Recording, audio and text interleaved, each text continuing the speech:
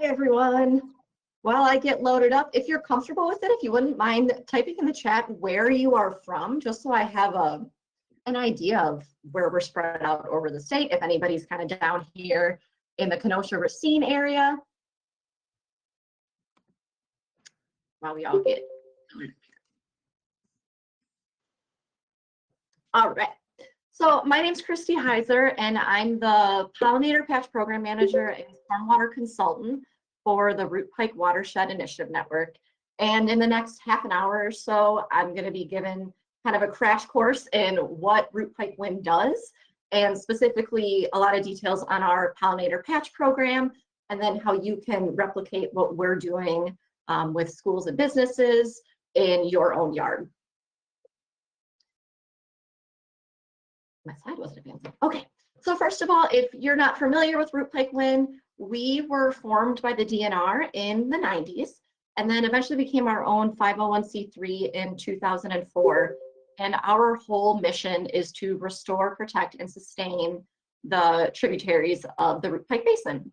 So over here on the right-hand side of the screen, you can see these are the 5 different watersheds that we serve. If you're not familiar with what a watershed is, basically when it rains, all of that water washes and discharges into one common point. So down here, the Root River and the Pike River, hence our name, are the 2 major tributaries, and they ultimately enter into Lake Michigan. Same with the other watersheds that we work with. The problem is that all 5 of our watersheds down here are on the EPA's 303D impaired waters list due to elevated levels of phosphorus, sediment, and chloride contamination. So we work to solve this problem kind of through 3 main tracks that I'm going to touch on. So first, we have our Respect Our Waters program, and the DNR requires that as part of their stormwater permit, each municipality has to do stormwater education and outreach to the community. A lot of these municipalities don't have the time, the knowledge, the desire to educate people about stormwater, and that's where people like me and the rest of the Root-Pike WIN staff come in. So we serve 20 different municipalities, and one of the main things we do is in-person events. So we revamped our tent this year that we bring around. We call it our stormwater space, to focus on what happens when it rains and when that rainwater lands on a storm sewer, on the lawn, versus on native plants. So you can see in this picture over here, the kids are acting as the rain cloud. They blast off onto 3 different areas, and we talk about the different types of pollutants and how that impacts Lake Michigan. We also have, up in the right-hand corner, we have our poop toss game, which is ever loved by the children. We are really training them to put their pet waste in the garbage can, because pet waste is a major contributor to E. coli bacteria in our watersheds.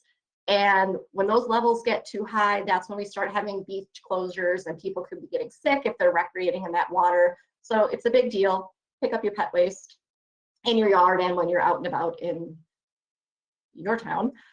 We also have our watershed model, which is a great way to show people what a watershed is, because most people aren't really familiar with it.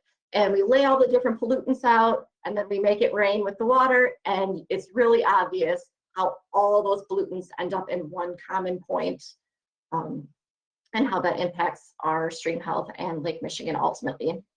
And then when we're not doing events, we are doing a lot of passive education as well. So a lot of social media presence, targeted mailers to different communities, radio interviews, TV interviews, whatever we can do to get the word out there. Webinars, we're doing it. The big pollutants in your stormwater that we like to focus on, primarily yard waste. So your grass clippings and your leaves, if they are making their way into your storm drains or into your lake you live on, wherever you are, that's putting a lot of phosphorus in your water, and that phosphorus causes algae blooms, which smells bad, it doesn't look nice, people don't want to swim or fish there. That waste I touched on. Litter, any household waste and chemicals. Hopefully people aren't putting that into their storm drain, but it does happen. Automobile waste. So if your car is leaking oil or there's gas everywhere, even if you're washing your car just on your driveway, that soapy water makes its way into the storm sewer and ultimately into Lake Michigan, if you're down here in our case, or wherever in your watershed. Also pesticides, herbicides, fertilizers should be on there. And then finally, road salt is the other avenue that we've really started to tackle this year. So it only takes 1 teaspoon of road salt to permanently pollute 5 gallons of water. Our fresh water is very limited throughout the world, so this is important that we stop using so much salt, but we still want to keep people safe. So we're working with our 20 municipalities to get everybody switched over to brining, which is basically you put down a saltwater solution instead of so much rock salt. It saves money, like tens of thousands of dollars in some cases, and it prevents chlorides from getting into our freshwater systems. So other than, my apologies, why this is so much of an issue is because how much our watersheds have changed since pre-settlement times. Especially where I live, there is not a lot of natural areas to infiltrate that stormwater back into the ground. And when you have those areas, you're getting only about 10% runoff, so a lot less of an opportunity to pick up all of those pollutants that I touched on and bring them into your waterways. Versus when you are in the city, we have 75% to 100% impervious surface coverage, which is parking lots and roads, sidewalks, anything that can't soak the water back into the ground. Then we're getting 55% runoff. So the more impervious surfaces, the more runoff, the bigger detriment it is to the health of our watershed. So other than our Respect Our Waters program, we also try to do large-scale restoration projects, and these are guided by the 9 key element watershed restoration plans.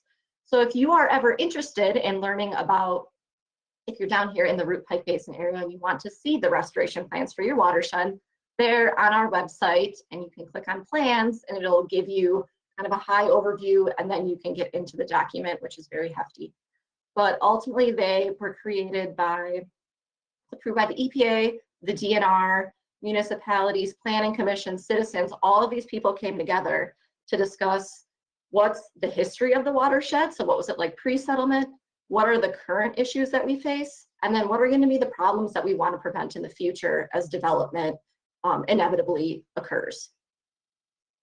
So a few of our projects that we have done to kind of guide us into the Pollinator Patch Program, which is why most of us are here. This first one is Pritchard Park. It's down here in Racine. You can see on the left, before it's 15 acres. There was a lot of flood issues here, a lot of buckthorn, which is invasive and horrible, but that could be a whole nother webinar.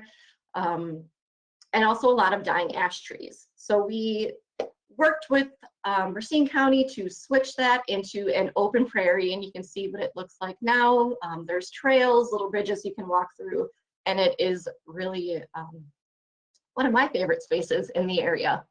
And we've already seen that these types of large-scale projects are working because we have found endangered pollinators here, specifically the Rusty-Patched Bumblebee that I'll touch on. Another prairie restoration we did is Smolensky Park, which is down in Mount Pleasant here.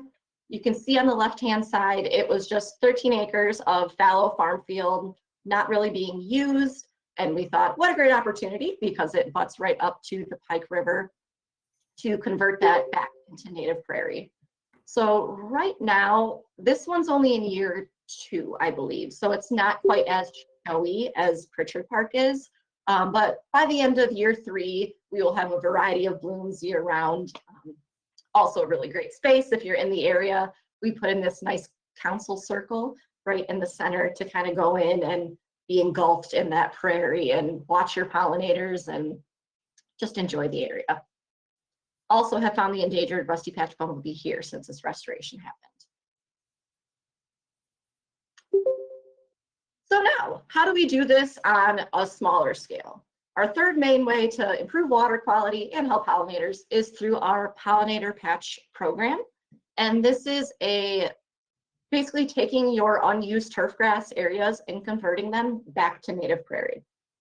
So you can see in this picture here, this is the map for the endangered Rusty-Patched Bumblebee, which is this little guy right here. And this bumblebee has shrunk by 87% over the last 20 years. So their populations are in a big decline. This is the areas where they're found. And a lot of that is down here in southeastern Wisconsin. So it is super important that we are all kind of landscaping, pollinator friendly, so we can help our bumblebees, because they are way better at pollination than other types of pollinators, because they do buzz pollinating. So when they're vibrating so much and they're very furry, all that pollen sticks to them a lot more compared to different types of pollinators. We want to put the plants back that support these pollinators. So our native plants belong here. They have evolved in Wisconsin's crazy climate and weather swings. So if you are planting your native plants, they can handle 80 degrees one day, switch into snow the next day, which, you know, has happened. They require a lot less watering because of their deep root systems, which I'll touch on. They don't need any fertilizer, which is great for water quality, and it saves you money. They provide higher quality volumes of nectar in larger volumes for our pollinators, especially compared to a lot of like mums and marigolds and flowers that I love. I still have marigolds in my yard, but they don't provide as much nectar as these native plant sources, because the plants and the pollinators have changed together with time. Native plants should be about 70% of our landscape. And Douglas Talmy did some studies and found out that when it shrinks below that level, your insect populations start to suffer, specifically your caterpillars. And then you are impacting your bird populations, because that's what they eat. It's impacting our pollinator populations. So we really want to get the natives back into our yards.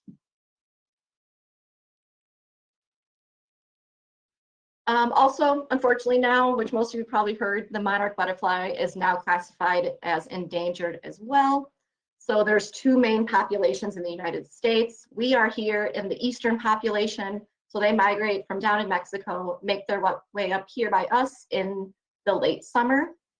So it is very important that we have milkweed, which is down here in the bottom right, because that's what the monarch caterpillars survive on. They need milkweed, but they also need a variety of other flowering nectar sources for when they are adult butterflies, so they can ultimately make their way back down to Mexico and have that energy as the generations change over. So at this point, you might be thinking, why is the water quality person talking to me about pollinators? It all connects together. So these native plants that are better for our pollinators are also better for our water quality. If you look over here on the left-hand side, look at the root systems. Turf grass, which is everywhere, is about 2-3 inches deep max. So when it rains, it is not doesn't do a very good job at infiltrating water back into the ground. Versus look at all of our native prairie plants. The root systems are deep and extensive. So it sucks that water right back underground, preventing it from moving across the land, picking up all of those pollutants, and feeding our bees and butterflies in the process.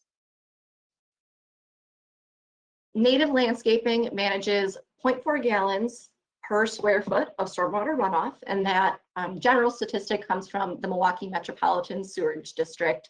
So when we are working with schools and businesses to install their own pollinator patch, we try to do about 2,000 square feet to start people off, and that's infiltrating 800 gallons of stormwater runoff per event. So it's huge. If everybody was to collectively do a little bit, it would have a huge impact on our water quality and pollinator populations. So the goals of the program, it is pretty new. We started it in 2019. This picture right here is Bose Elementary in Kenosha. It was the first patch installed at a school. So it was a very big deal for us this past year. And our goals are to reconnect the next generation with the relationship between the land and water, Wisconsin's natural heritage. So what plants should be here? What plants were here and used by our indigenous tribes back in the day and people who were settling in this area? And also stewardship, getting them off the computer, back out into the world and getting their hands dirty, taking care of the landscape where they go to school and then in their homes. So the very first pollinator patch, like I said, 2019 was UW Parkside. So we are working on converting their 210-acre cross-country course, really just bringing it back up to speed. There's a lot of flooding issues around there, so we're kind of trying to marry up these two problems together and make a win-win solution. So you can see some of the different phases that we have already been working on. Our office, we are grateful enough to have our office right there on campus so we can be immersed in our restoration, and the Pike River runs back here. We've also found the endangered Rusty-Patched Bumblebee here as well, so 3 for 3, it's working. Other pollinator patches, since it's a newer program, right now we're only in Racine and Kenosha, but trying to expand it everywhere throughout southeastern Wisconsin. So if you are an educator or a business owner, we want to work with you, starting to work with churches as well to convert their land. We have 2 going in this spring that are being funded by the Western Great Lakes Bird and Bat Observatory. So we are so grateful for the funding that they're giving to us so we can continue this process and get more kids involved in this. So we'll be doing one at Fratt Elementary School in Racine, Summers Elementary School in Kenosha, and we also have another swale project going in at Indian Trail High School in Kenosha as well this spring. This patch that you see over here on the right is this is year 1, Lincoln Park, also in Kenosha. This is an example of where we worked with a local business. So Rarig Pacific, they are really big on stewardship. They funded the cost of all of these plants. We just guided the process, and they came in and actually did the install and will help with maintenance down the road. So the more businesses we can work with, the better. There we go, sorry about that. So now getting to how you can replicate this in your own yard. So my first recommendation is to take a stormwater walk. So after you have some solid rain or a lot of snow melt, you'll notice where the areas in your property are that are collecting water. So this is a park that I was visiting, and you can see this is about 3-4 days after we had some heavy rainfall, and that water is still just sitting there. So that is a perfect area to convert to a pollinator patch so we can infiltrate more of that stormwater back into the ground. You can also look on your property. You can manage your runoff from your roof with a rain garden and direct your downspout there. If you have a lot of impervious surfaces on your property, you could line some of that with native plants so that way when it runs off, those plants are doing the work for you and managing your stormwater. So you find your spot. Step 1. Step 2, this is how we do it with the schools. We will then smother the grass with cardboard and let it sit for a minimum of 2 months. So some people can choose to use black plastic or clear plastic and do it that route. This is the easiest way that we like to do it because it's chemical free. We can't be using herbicides around kids, nor do we want to because it's bad for our water quality. So these are more students from Bose. We walk them through the process. We lay down our cardboard. If you can let it sit longer than 2 months, that's ideal because it'll make it easier for when you get into planting. When the time comes, you can just pop right through the cardboard. And then we had them lay down mulch about 2 to 3 inches. You don't want to get crazy with too much depth of mulch because the bees like to go underground, which I will talk to you later a little bit. You also want to make sure that your mulch doesn't have a lot of extra additives like coloring and stuff because those are all chemicals that do not benefit our pollinators in any way. So go natural organic mulch whenever you can. So our site is prepped. We let it sit there. Now you have to pick out your plants. So first, let me move this real quick. This is showing you if you are trying to plant for a specific pollinator. So you love butterflies. You want to plant your plants that are going to be red or that are going to be purple versus if you want moths, bees, birds, beetles, whatever you are focused on. Plant plants in those colors. So you can see over here on the right-hand side, these insects and birds see differently than we do. So this is, we see a nice yellow black-eyed Susan. They see more on the UV spectrum, so they kind of have a nice little landing pad that guides them to the nectar. So that's why specific colors benefit different pollinators, depending on what you're interested in. Or you don't care, you want to help everybody. Then I recommend having plants that bloom all season long. Now, this is not an exhaustive list by any means. These are just the ones that we are working to use in our pollinator patch program for the schools, and this list will continue to grow and change with time. We really want stuff that is going to be easier to maintain, so not super aggressive. A lot of these are better for more sunny sites, most of them, not all, but we want to have blooms from early spring when those pollinators wake up, so that way they have something to eat all the way through late summer, so that way they can be prepared. You can check out on Root-Pike WIN's website, we have our Go Native page that we are working on revamping, but there's even more plants listed there, also getting into different shrubs and trees that you can put in as well. But these are some good pollinator patch plants. The other thing to focus on is natives versus nativars. When possible, you want to get a true native genotype. So that's being sourced from your local native plant nurseries. And I'll throw some different examples up at the end. But your nativars are versions of native plants that have been tweaked more for our human benefit. So maybe they grow a little bit shorter. They have, I don't know, longer bloom time. They could have a variety of different things, whatever people want for the landscape. So we have slowly tweaked them. And really the research is kind of out on it if a native versus a nativar has an impact from what I have found so far. If you found something else, please let me know. But what they have shown is that the more manipulated these plants are from their original native version, then there's going to be less interest from our pollinators. A different study was looking at 14 species of the natives and their nativar counterparts, and found that half of them had similar nutrition, pollinator visitation. And really what I took away from all of the research I did was each species should be evaluated independently. We need more research on natives versus nativars. So I would say, good rule of thumb, just go with the natives when you can, because they're equally as beautiful.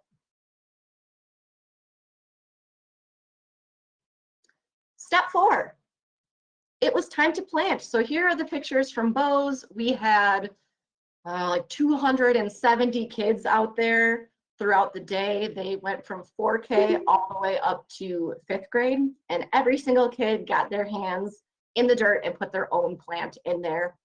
The school also did a lot of really cute, they named the little Rusty-Patched Bumblebee their mascot and the monarch their mascot for the year, and they're doing a lot of work with pollinators.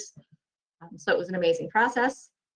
I recommend that if you're going to install your native plants, you either do it late spring, early summer, kind of skip that middle part of the summer where it can get really kind of sweltering hot, or go early fall. It's when they're fresh and those root systems aren't established, they're a little bit more, they can be damaged easier and not be as successful. So that's why I would steer you to planting in those 2 different time frames, just so you don't shock them too much, even though they really are very resilient plants. Step 5, you have your patch in, it's time to maintain and monitor it. So watering, maybe once or twice a week, depending on your rainfall. So if it's super hot and a long drought period, you might have to amp up watering a little bit more, especially in those first 3 years when they're getting established. So you'll see on the top, I have, remember, native plants sleep, creep, then leap. So year 1, especially if you're starting from seed, which can really turn off people to native landscaping, you'll see not much is really happening. Year 2, they creep, we're starting to get more blooms, it's more exciting. And then year 3, they leap, and then you can pretty much set them and forget them. But just remember to have patience. Prairies teach you patience, is what I have learned. Another way you can help is by participating in any of these citizen science projects. So I'm very interested in the Bumblebee Brigade, which I want to go through that process. This is through the Wisconsin DNR, so you can go to their website and learn how to identify all of our different bumblebees and start noting your observations. You can do this with monarchs, with monarch caterpillars, or there's a few different bird conservation options on this website. And I'm sure there are even more than these 4 that I'm focusing on. But if you take the time to learn how to identify these things, submit your data, then on a broader scale, we can have more effective pollinator conservation efforts throughout Wisconsin and ultimately the United States.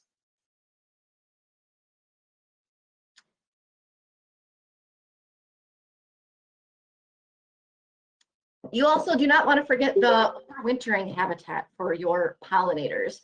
So one of the simplest things you can do is leave brush piles and leave your leaf piles in your yard. I like to kind of just push mine into the back corner and let them mulch away, because why do the work to bag them up, buy the compostable bags, at least that's what I have to do down here, put it on the curb, take it to the yard waste. It's a lot of extra work, when by doing less work, you're actually doing better things for pollinators. And just make sure you are preventing those leaf piles from getting into your storm sewer, because remember, that's going to cause phosphorus leaks and algae blooms. You also want to leave some ground bare. So when I say bare, I mean not super thick layers of mulch. That's why we try to keep it maybe 2 or 3 inches.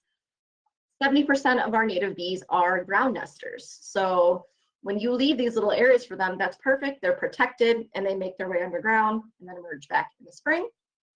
You can also do bee boxes, which I have not personally worked with yet, but that is one option because 30% of our native bees are cavity nesters. You can also just hack off the tops or keep your native plants there and they will make their way into the stems there as well. So I really encourage people not to cut their natives all the way down to the ground when it comes time for winter. Do less work and help pollinators more.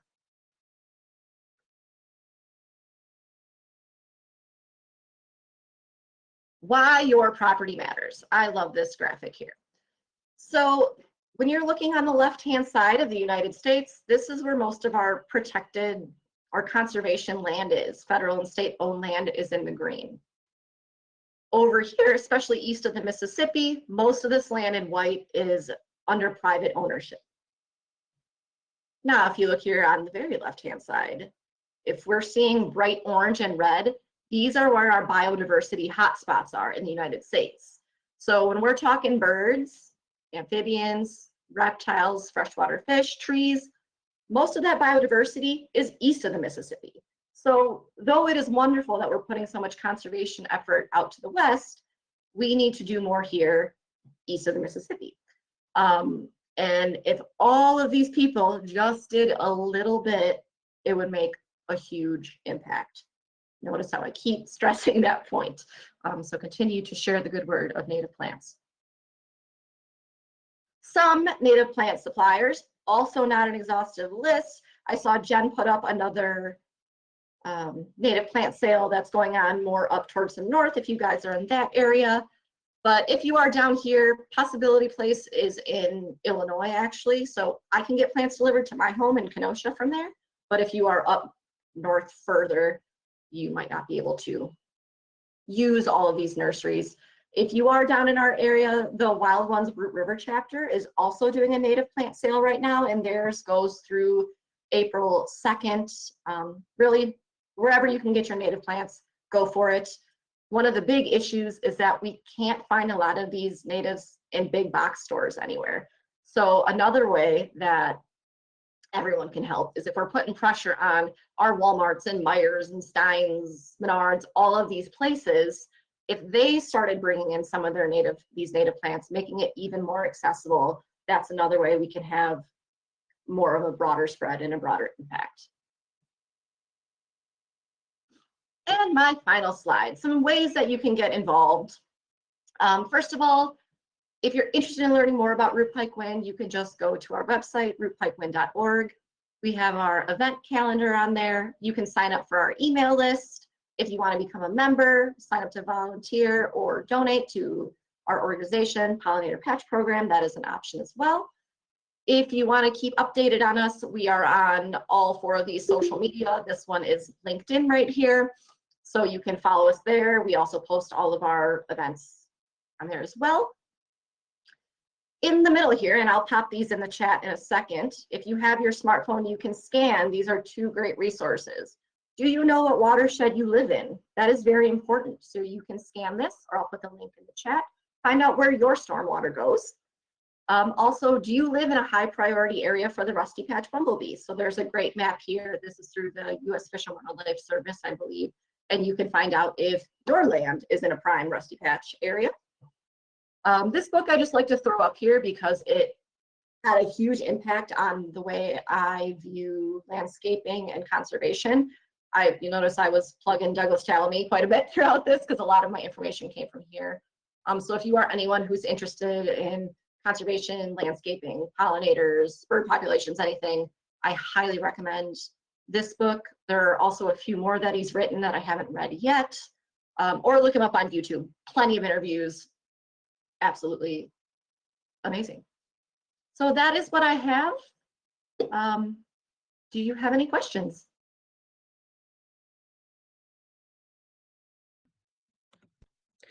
So, so there is one question, and please, everyone, keep your questions coming. And if you'd rather ask them yourself, please feel free to unmute yourself, and you're very welcome to do that. Our first question is, will the QR codes give information for Canada? Ooh. I definitely not for the Rusty-Patched Bumblebee one, because like I was showing, it's in kind of southeastern Wisconsin. No, the How's My Waterway is through the EPA, so I don't think it will, but I wonder if Canada has their own version of that. I can look into it. Hopefully. I know there are some EPA has a bunch of joint programs if within the Great Lakes Basin. So maybe it would be worth looking at of course I'm forgetting the name of it right now, but if you typed in Canada EPA Great Lakes Basin, there's a good website that has a bunch of different information on both sides of the border, so maybe that would be helpful. Yeah, try it out. All you do is type in your address. It's very simple, and it'll tell you where you're at, what your water quality is like. So Elaine is asking, what is the name of what we should use instead of salt? So what we recommend for salt, you can use sand if you want to completely avoid salt, especially when your sink and temperatures start to drop below, I want to say it's 15 degrees Fahrenheit. Once it's dropping that low, most of the salts really aren't effective anyways. So you really just want to get some traction. So you can use sand, but you want to sweep that up after because you don't want that going in your sewers either. I've also heard of people using birdseed, which is something I want to try because you think that's traction when you're walking. I personally avoid it altogether, and I shovel early and often. So my neighbors are watching me out there shovel like 3-4 times every hour. That's a simple way. Let's see. We have another question from Lisa. I have a small urban yard, a lot of shade. I'd like to get smaller natives and some kind of blooming all summer, but have not been able to find many short, shade-appropriate natives. Any suggestions? Yeah, shade is a little bit more trickier, but that would be really great for all the spring ephemeral plants. So I know I put trilliums on there. That is a great spring ephemeral. They'd be perfect for under trees. You can use more grasses as well. So they can kind of still burrow in there. It still benefits pollinators. There, I would also say shrubs could be a good option. And maybe Jen has more knowledge on that than I do, but different shrubs that produce berries and flowers can still go in shady areas and provide those benefits to pollinators. Yeah, there are a lot of great shrubs. Also, one resource that if you're in this general area of southern Wisconsin, I use a lot. Morton Arboretum has a really good website where you can actually filter by shade, wet conditions, dry conditions, salt, even salt tolerance. If you know you have salt coming in, it's a really great website. Something that off the top of my head because I have that same problem. So I've been trying bunchberry, which is also called creeping dogwood, which it takes a little while to get there, but it's a really good pollinator plant. It hosts a bunch of things because it's a dogwood, like a lot of our big dogwoods, but it also flowers and stays pretty short. Also, sedges. A lot of people think they're only for wet areas, but they stay pretty clumped too and host a few pollinators, not a ton, but birds like the seeds, and they generally stay pretty small, and some of them are really shade tolerant. And we are also selling some more. So if we can give you some more specific recommendations, if even if you're not coming from our sale, if you want to shoot us an email, we can give you a whole list of shade tolerant natives that we've had good luck with. There's a native for every slight condition. You just got to be willing to work with it and do a little research. Exactly. Let's see.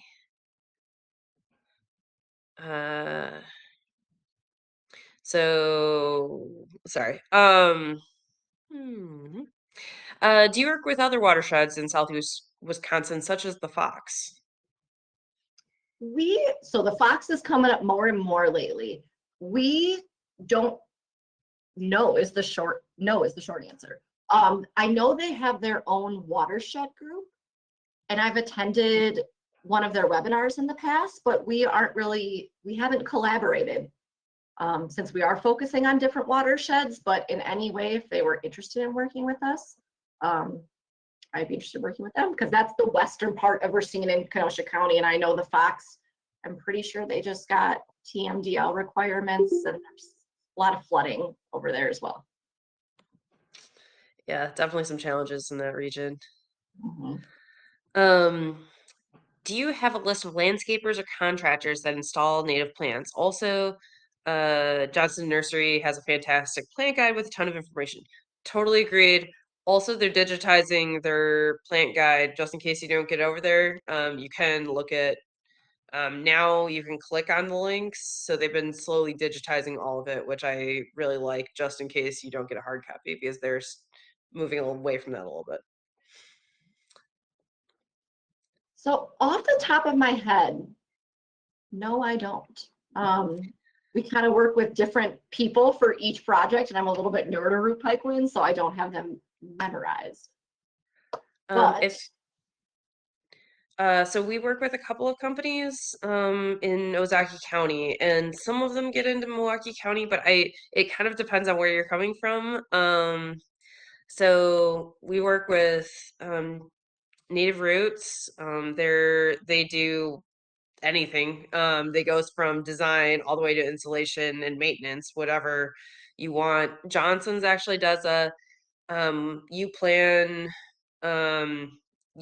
like they do both plans that you plan, or they can actually do installations depending on where you are. I know there are a couple of other companies up in this area. If you want to send us again, if you want to send us your information with generally what locate area you're located in, we might be able to come up with a few names, especially if you're in Sheboygan, Ozaki, Washington, Milwaukee counties. That's where we tend to do most of our programs. So if depending on where you are, we might be able to help. and for me personally, doing the Pollinator Patch Program, it's nobody's installing the plants. We have the kids or the business owners do it. So that's why I also don't have those kind of people right in my back pocket. But I'm sure our executive director or other staff would know some people as well. Yeah, so feel free to email us about, and we can try to connect you to find other folks. There are a lot of good. The good news is right now, I think there's a real expansion of that service now. So there are a lot of landscapers who don't understand native plants, but there are a growing number who do. So that's the good news. Let's see. I think you provided.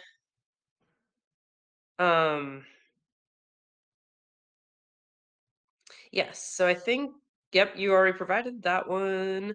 Jacob's Ladder is also a great choice. You're right, Jenny. Wild ginger is great too. These are all really great answers to the question about relatively short shade plants. So those are great options. And I love ginger because my deer don't eat it, which is a big problem with most of my plants. Um, thank you, Maria. Do you promote no mow grass? Are you promoting no mow grass with clovers? Yes. I know I do it personally in my own yard. I'm not sure as an organization if we put anything out last year, but we definitely should be this year. So don't mow your lawn. Once again, do less work. That's why I love these things. I'm not going to mow my lawn in May until like June, because I have a lot of wood violets in my yard. So clovers, dandelions. Yeah, me too. I also have some heal all that's taking over a chunk of my lawn. I'm really enjoying that I don't have to mow it. It's great. And at least it's doing something other than my grass. Let's see. Yep, Johnson Nursery is also a supplier or the Wild Ones sale. So if you're a member of Wild Ones, Johnson's does a 40% off their native plants, which also, not to confuse the issue, that's pretty close to the same discount we do because we basically offer it at wholesale price, just above wholesale prices. So we try to give you guys the best deal we can on Johnson's plants. And yes, Dutch clover is not native. That is true. But a lot of, well, Kristine, I don't want to take. Go ahead. Do you want to address the issue with Dutch clover not being native? Well, I would just say I wouldn't like encourage you to put it in your yard if it's not already there. It's more so let the flowering things that are in your yard kind of be, is my Yeah, guidance. and that's exactly. I think generally the school of thought is things flowering is better than turf grass, as long as it's not invasive. So if you have invasives, don't let those just go. So control those, but within things that can kind of, there aren't a lot of plants that fit into that, be able to be mowed, be able to stay within your city ordinances, which are usually either 6 or 8 inches, depending on where you are. So there just aren't a lot of plants that can handle that. A few that are native that I've heard but haven't tried yet. Heal all is native. I just randomly got it in my yard, came with my yard. But also pussy toes is native and can grow short enough to be mowed over the top of pretty much. So those are some native short that I've heard folks doing. Also, for alternatives, there are a few nurseries that do sedge lawns or sedge fescue combination lawns, but that usually takes a lot of real commitment because you basically have to somehow kill your entire lawn first, then replant it, and it still doesn't handle um, the the same like walking on and same abuse that turf grass and clover often can.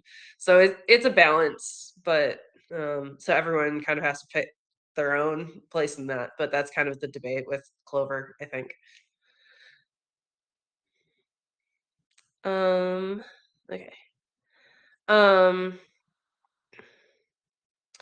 the areas you mentioned with Rusty-Patched Bumblebee, were those newly established areas or were they older habitat? Will Rusty-Patched come to newly established habitat?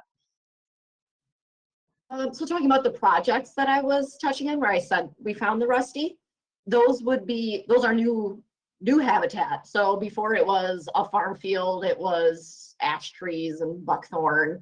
So they must be in the area somewhere, and then we were able to positively identify them at those sites. But the more you transition your yard, what I've seen in my own yard since starting this a year ago, so I'm I'm pretty fresh to this stuff, and it's been an amazing transformation. So does that answer your question? Yes, it does. And I agree. I've had the same. I haven't seen Rusty-Patched, but the diversity of bumblebees, I've been really amazed at seeing in basically 2.5 years for me. Um, yeah, it's really amazing. And I know for sure some patches are really new, and seeing even on like city lots in Milwaukee, people have found uh, like pretty small native planted yards in Milwaukee. People have found Rusty Patch. So it's, and some scientists actually have said that they might be stronger there than some of the more rural areas because there's so many threats from insecticides and pesticides and large scale application with agriculture. So yeah, a little ray of hope in all of this. And then Maria, I think, is just commenting on the discussion um, of native lawn alternatives. Violets are, yes, those are a great option too. They can usually be mowed, and as long as you don't mow them too short, they'll usually survive. And this is a debate that we have a lot with more strict interpretation of lawn of folks who think they're weeds. So it's all in the eye of the beholder. I love my violets and the bees that come to them, but other people have been ask me questions about how to get rid of them, which I have no idea. So Don't do it. any other questions, folks? Oh, um, where can we locate the plant sale you're talking about? So Sarah, can you find the link to our plant sale? Or I can find it quick. There you go. That's ours. The pickup is import. So we pre-order is open now. The pickup is in Port Washington.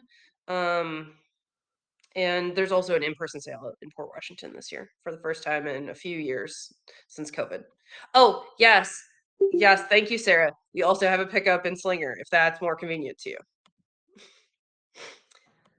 And we're more than happy, even if you aren't interested in our sale, we're more than happy to help you find good plants for your location. So just shoot us an email and we'll try to help.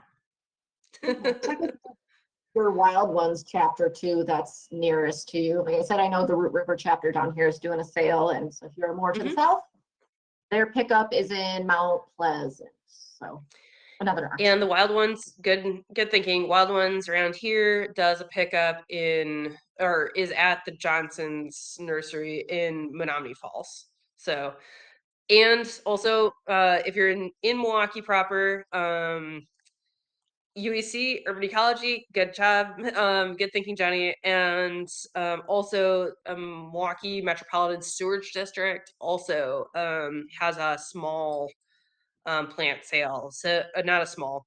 The plants are small, not the sale. The sale is gigantic, but they sell the smaller plants. So that's another thing to keep in mind is like different people you kind of sometimes have to shop around to get the right combo. I've not heard of that nursery, but thank you for sharing. That's awesome. This is why I love getting together with other like-minded people, because now I have a new place I can check out. Exactly. I love this stuff. Okay.